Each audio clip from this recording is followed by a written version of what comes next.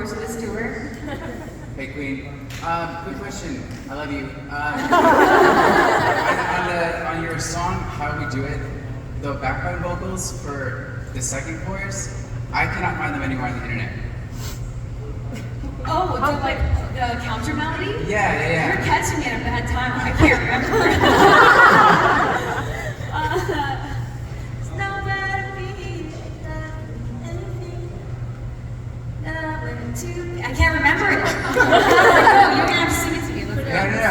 I don't know what he's saying, but I think normally when I've heard it live, it's been your backup that like will sing it for you.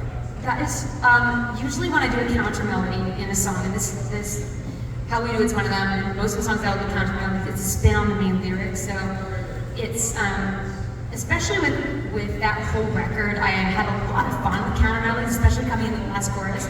I would take a spin on a lyric and create sort of a new lyric out of it, and oftentimes I'll tour these songs and I'm singing the lead, right? I'm not singing the backup, so I forget the counter melody that I made when I was working on it, and it'll be in the backup track, or like a band member will sing it or something, and it completely erases from my memory. Because I have so many fucking songs. Case in point is "Running with the Boys," which we'll play tonight. There's like an end melody, sort of outro that has the lead and then this counter melody going on. That's a great example of how I'll twist the like lyric and build it in, and I won't fucking remember what it is. So tonight I'm just gonna sing "Just Like the Old Times," and that's the problem when you've been doing this show for like 12 years, and I've had 2 vodka shots. But if we did sit down and listen to this, I would be able to tell you exactly what it says because I know it would come back to me. But sometimes, I'll listen back to songs that I wrote years ago, and I'll be like, damn, this is pretty good. That's good. Like, I didn't remember it. And then when something that you wrote comes back that you didn't remember, it's surprising. Hi. I love you so much. My name's Rachel. Nice to meet you. I like your outfit. And all these outfits are amazing. So do you. So does everyone. I go to the bus watching people walk by. Right? It's like the second best part of the show. Okay, so one, I'm a game developer, and I was wondering. That's what I said. I love your shit. I love your shit. I was going to ask you, from my point of view as a game developer, like, what genre of video game would you choose to be the main character in any game? God, that's such a good question. Like, would it be? I think one of my most enjoyed games of all the games I've played, and I've played a lot, is Skyrim. Yes. Because it's so immersive and it's challenging, but it's also not too challenging. I'm playing Elden Ring. Yeah. I'm fucking those hard times for me. I brought it on tour actually. I have my Xbox in the back, and I just don't know how to beat Margin, man. I'm like stuck on everybody's how to use that awesome. I got you. Right? I gotta summon some friends, but I need friends first. But for me, it's the perfect balance of role playing, because going back to the early days of World of Warcraft, I used to play WoW a lot. You could switch to RP mode if you want. It was slow paced. You would just experience the world. And that was the opposite of PvE, which is obviously playing against I other played people. lots of WoW. PvP. And PvE was kind of the perfect balance of I get a little bit of RP, I get a little bit of being able to be a little more challenged. And that's to me is the perfect balance when I can, I would love to be able to get past a boss and just move forward. Right. So finding that balance is obviously a challenge with developers, I'm guessing. Yes.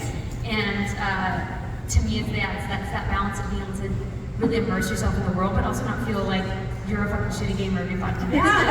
That's the right answer. But Great. Well, I love to think that. What games do you develop? Right now I'm working on God of War Ragnarok.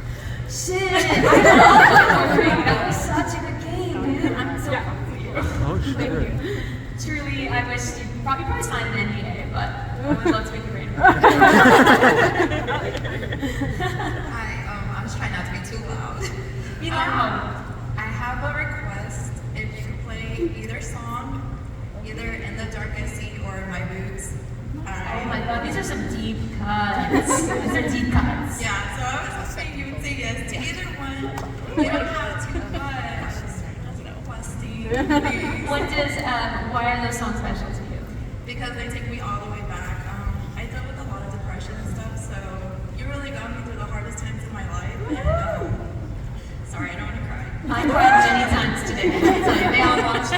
No, but you mean a lot to me, and I was at tattoos with you, so like. Wait, that's yes from the flash sheet. Dude, yes. I Yeah, love so when that. you remembered it, That's because exactly the autonomy of life, right yeah, so there. I was just like, hopefully she'll say yes to it, and also because I hate to be good on the mic, so I was like, I'm gonna take it, I'm gonna Yes. take the initiative, I'm gonna Yes, do you it. will. Yes, you will. What's your name? Stephanie. Stephanie. Wow, it's a pleasure to meet you. I'll mess with it backstage, and I'll see what I can do. Like I was saying, I have so many songs now. I was trying to put together. I spent so much time getting a set together that was like a balance of kind of everything. And those songs are so special to me too. It's hard because they were like B-sides, and some people know them and some people don't. But they're really fucking special. And to hear stories like this makes me want to play them every night. So I don't know, maybe we'll see. But I appreciate that story, and I appreciate the tattoo. It looks amazing. We have time for one more question.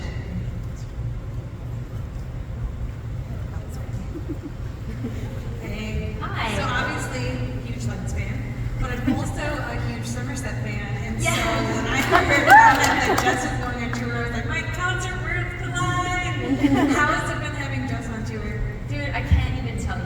She's the best. In every way. Like, we were actually just talking about it, how she's a bit of all of us. She's got a little fucking Aries, but she also has some like Virgo vibes, as Jen was talking about, and she takes it on a bit of Brody as well. So she's like this perfect balance of all of us, and she makes the tour better, and it's just the best being on stage with another woman, and a woman who fucking is emotional but not, and powerful but also has moments of vulnerability. Like I was saying with your tattoo, that drawing of the girl in the water, and then there's like a skull underneath your life is the balance, and she carries that every day with her. And I think that's true power, when you don't feel like you have to walk in one thing, where you can let yourself be a little bit of everything and still be yourself.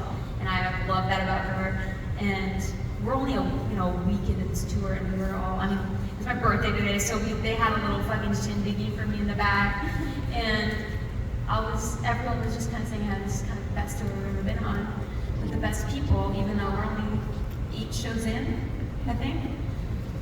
So we're all just, like, needless to say, she's been such an awesome addition to this tour. I'm so glad she did it, and I want her to be on the tour forever.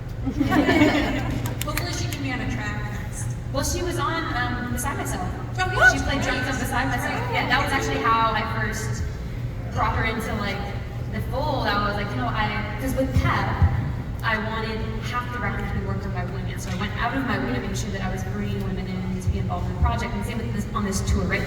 There's 6 women on the bus, 6 men on the bus. I want my dream is that in the music industry we have equal parts, right? And we're not there as a whole, but like this.